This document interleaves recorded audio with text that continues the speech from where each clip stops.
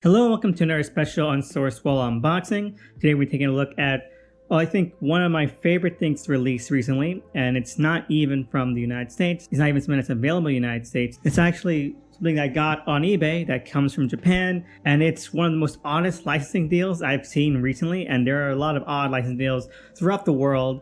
This is something that I and possibly other fans of this property didn't really expect, and it's that there is a gacha game in Japan right now with little gacha toys of the various TREMORS monsters from the TREMORS film series, which is like, I think, 11 or 12 movies deep right now. And these are all the ones from the original 4 films. TREMORS, TREMORS 2 Aftershocks, TREMORS 3 Back to Perfection, and TREMORS 4 The Legend Begins.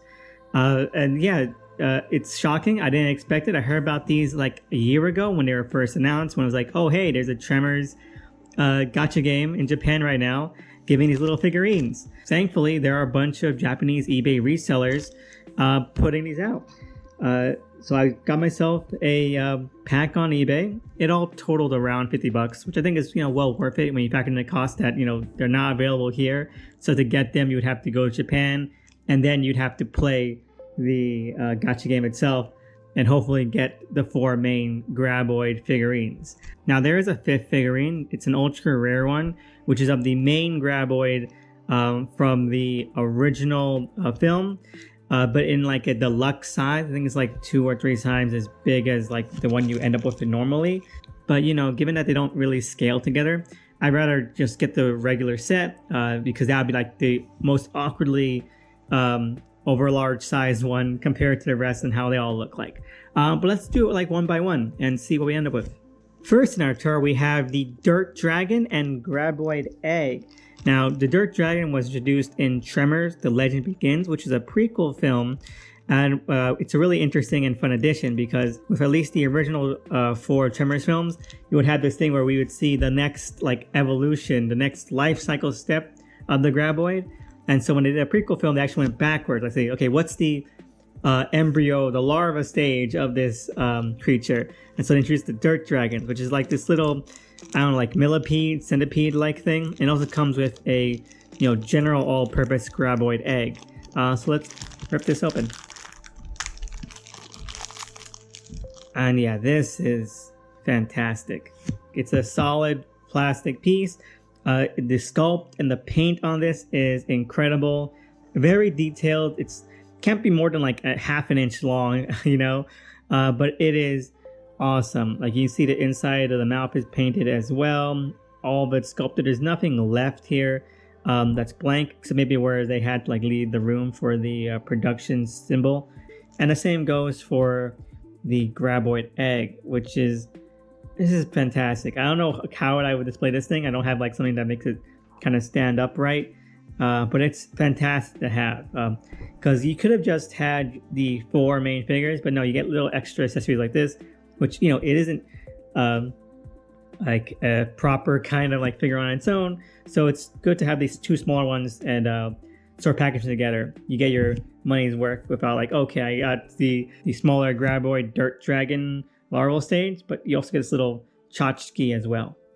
And let's move ahead. Next up, we have the main Graboid from the original film, the classic iconic design. And this is where we start to see a little bit of what the gimmick of these figures are, which is that there are some assembly required. And with the main Graboid, you get 2 small little sections here. Now, one is the Graboid figurine itself, got that backwards, where you can just, I think, plug and play and just make sure it all kind of snaps together. Yeah, that's sturdy. And then I think this one, you put the head together first and then you slide that in and you have the main villain of the first film. The general standard purpose Graboid. The mouth itself is a lot more flexible than it was on the Dirt Dragon. I think so you can move it a little bit and see like the inside detail. Again, it's incredible. And the paint and the sculpt, again, is insane. It's so detailed. It's so minute. Now, I have seen a little bit of a color variation of this.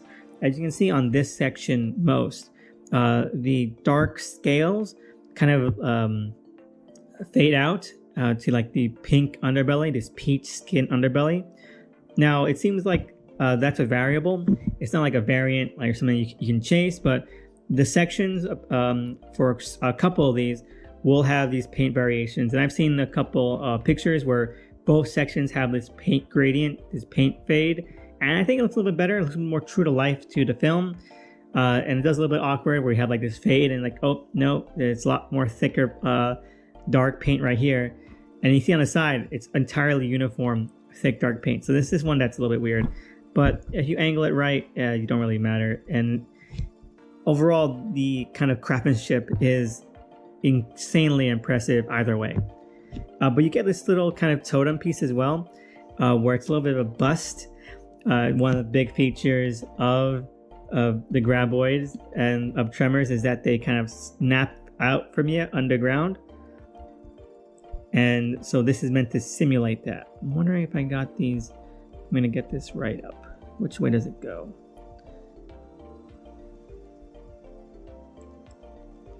Yeah, I know, it's this way. Oh, that's interesting.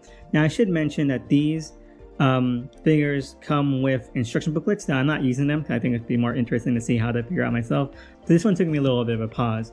So the head segment of the like main Graboid figure, it can be used interchangeably for both the kind of bust figure and the kind of full body. It doesn't come with a top mouth for both.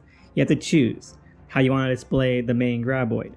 And I'm wondering if I can also use the, the tentacles, the mouth tentacles interchangeably as well.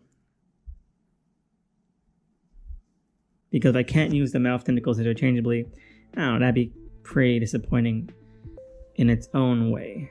And now it doesn't like I can. The bottom doesn't have enough clearance. You can see this one kind of splays out, and this one's a bit more flat. So that would just get in the way. But you know, that's interesting. So I guess you want to have a complete Graboid and also a complete, it's popping out of the surface, you know, the iconic look. You would need to get two of this particular figure, because like here's how it looks when you have the popping out bust all there. It looks fantastic. It works really great, but unfortunately we would have to sacrifice the head of this one to get that complete, to make that complete. So yeah, I guess it's your choice. I'm gonna display it full. But you know, it's tempting. If there comes to be a reseller selling just the main Graboid figure, I might get it just to complete the ensemble. Anyway, let's move on. Next up, we have the Shrieker, which is the Graboid that was introduced in Tremors 2 Aftershocks. And it is no assembly required. It's a solid figure just like the rest of them.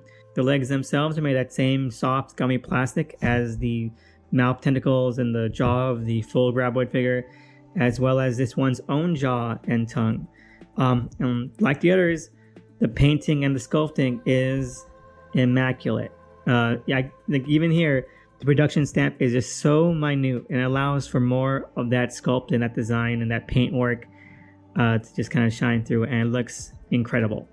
Not much to say about this one other than, you know what, it's really fun looking. It doesn't come with any other sort of like mini accessory like the other two do, which is a shame. I think you could have maybe gotten a little bit more of a functionality out of here that the other ones kind of offer, but it's fantastic all in its own right. And let's move on to the last one. And here we have the Ass Blaster, which was introduced in Tremors 3 Return to Perfection, and it's so far, I believe, the last in the regular Graboid life cycle. And its main claim to fame is that it can fly, and it's also the one that lays the eggs. Now, it comes with a little perch, which I believe is meant to sort of give it this flying effect, but unfortunately,